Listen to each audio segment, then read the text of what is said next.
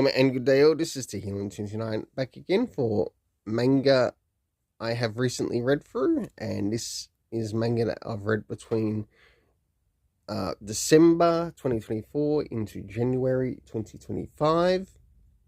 And as you can see here, I hope this video still ends up going out before, well, anything bad might happen to me of any sorts, but let's ignore that and move directly into the manga that I have been enjoying in between this time. So as we can see, hopefully you've seen the last video in relation to this, or which connects to this. And of course, I have been catching up with Haikyuu, and I must admit I have really quite enjoyed the manga, and I like what I'm seeing here within this story. I like seeing characters that I have watched in the anime series, and also have watched these characters now grow through the manga. So as you can see there, I have volumes 15 to 19. In the last one, I covered to about up to episode 14.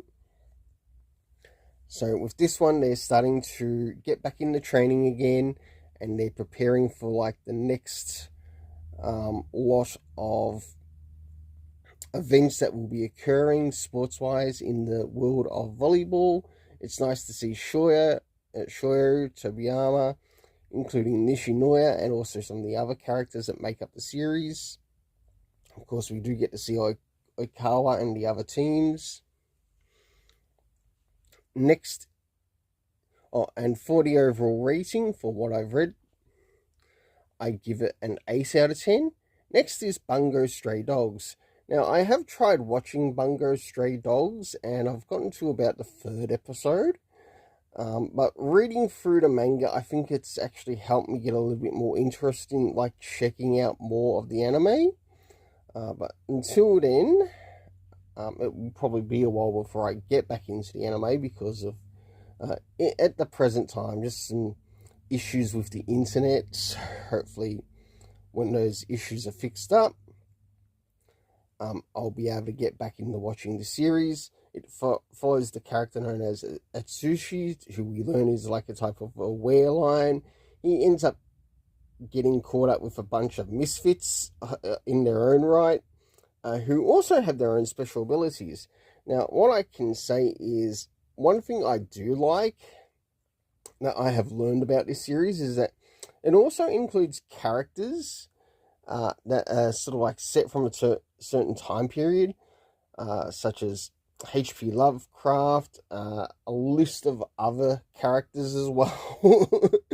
And they have their own characters and their own abilities.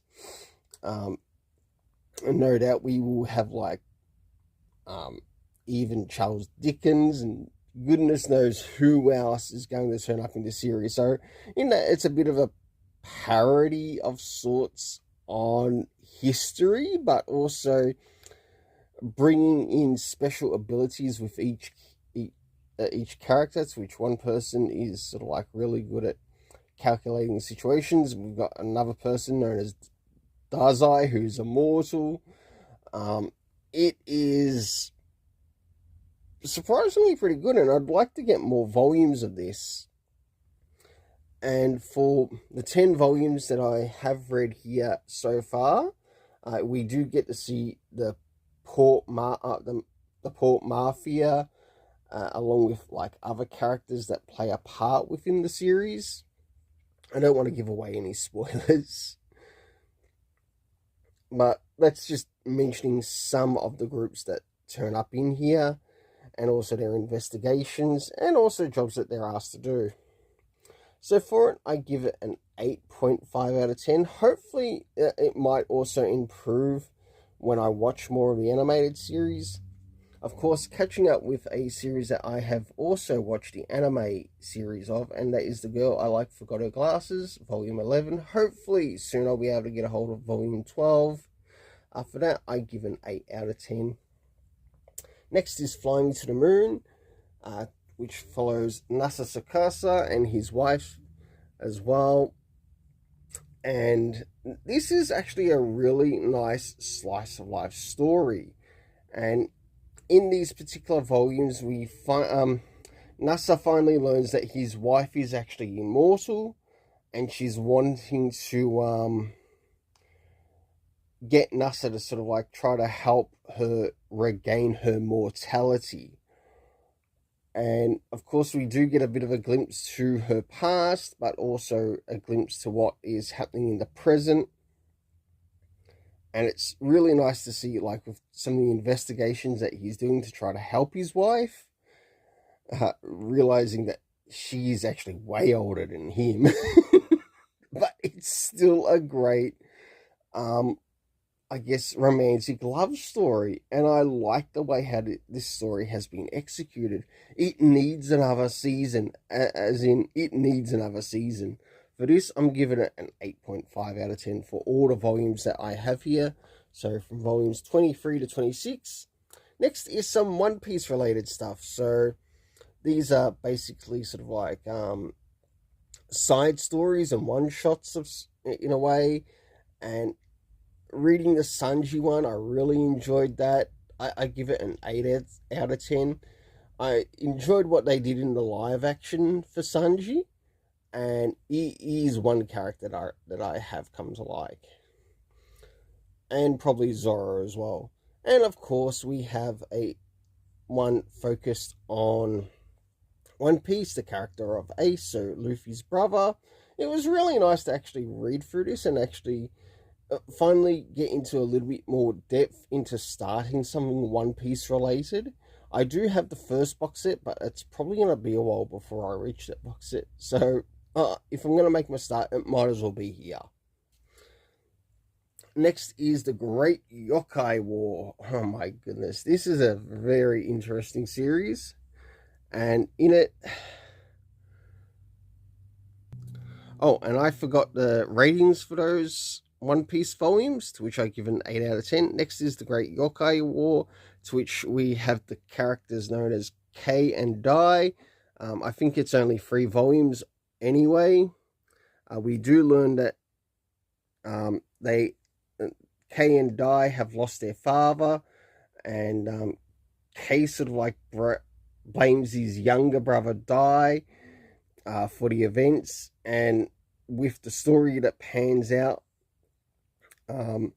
there's something that involves like Dai getting involved with the yokai, and then K has to sort of like take up the role as trying to find and protect his brother, and realizing, oh crap, he's made a mistake in doing what he did. And also we learn of their father's name, which is actually called Suna. And this Suna ain't no loser. Or ain't called no loser. But it was actually really good in what occurred in this story so far. Whether it'll be another volume or not, I'm not too sure. But for it, I give it a 7.5 out of 10. Next is My Hero Academia Vigilantes. Now, this is a really good series, and it's worth the read. If you enjoyed My Hero, you'll enjoy My Hero Academia Vigilantes, as it follows the character of Koichi, who has sort of like a slide quirk ability. And in it, this is sort of like the finale of the series, and it's also really good news to hear that Vigilantes is actually going to be getting an animated series. That's providing that all of the information is correct of what they've delivered to about My Hero Academia Vigilantes. And of course we get quite a good ending as well with this story. I still got to get around to reading whatever volumes left of the original My Hero Academia.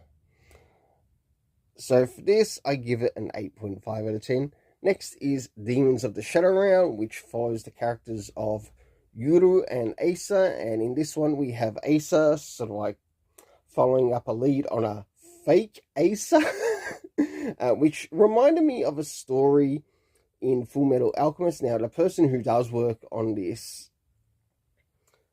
is also the creator of Full Metal Alchemist. And in one of the stories, especially in the novel stories, they learn of a group pretending to be who they are, the Full Metal Alchemists. And with it, he ends up finding a bit of a fake Acer as he's trying to find out where his brother is. We learn that there's some more happening with his brother, Yuru, and in the process of this volume, we also end up meeting the characters known as the Demons. Exactly how it's pointed out on the cover. For it, I give it a 7.5 out of 10. Until then, let's keep it colourful and have yourself an awesome day.